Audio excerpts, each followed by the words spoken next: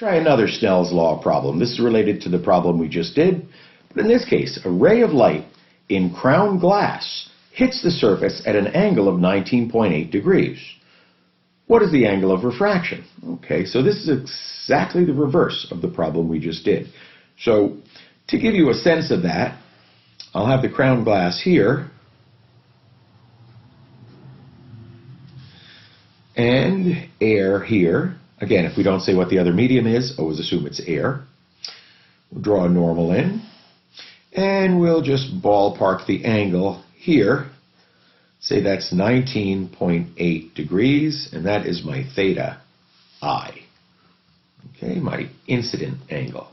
So the light hits this, and let's put the Jeep front here to predict what's going to happen. Well, this is the optical pavement. The air is allowing light to move faster. Crown glass would be slower. So in this case, this tire is moving faster, this tire is moving slower, and the light will bend clearly away from the normal. So let's see what we do here. All right, so we'll set it up. Once again, the givens. N1 in this case, the incident media, is crown glass. That's 1.52. So 1.52. Theta 1 equals 19.8 degrees. N2 now is the air. That's 1.00.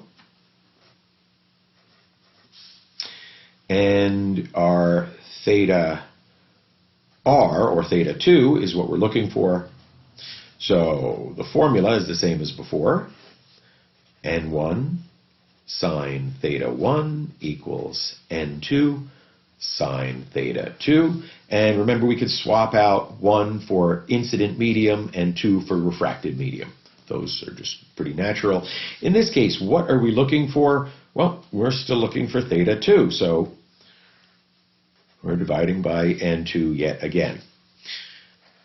S and S, though, we will notice a little bit of a difference. The N1 sine theta 1 over N2 equals the sine. Once again, it doesn't equal theta 2, it's the sine of theta 2. All right, so let's put the numbers in. We have then, need of another pencil, we have we have N1 is 1.52. That's the crown glass.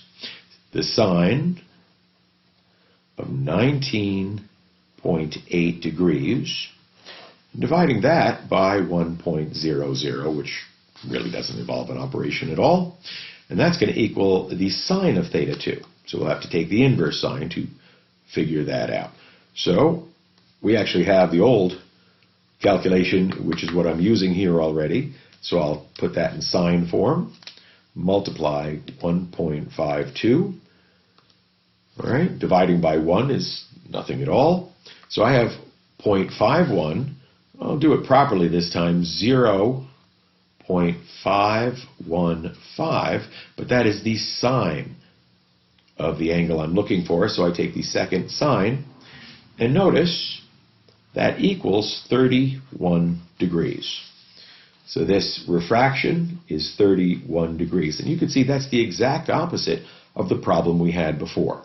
Meaning that if I reverse this and light comes in at an angle of 31 degrees, it's going to refract at 19.8 degrees. If I reverse it, light comes in at 19.8 degrees, it's going to refract at 31 degrees. So these are perfectly reversible. One of the other things that implies, if I have a piece of glass or any medium, and I bring a light ray into that, that light ray will have, yes, some refraction in it, but as it leaves, the angle that it leaves at will be exactly the angle that it entered at. So this angle and that angle will always be the same. Pretty handy, isn't it?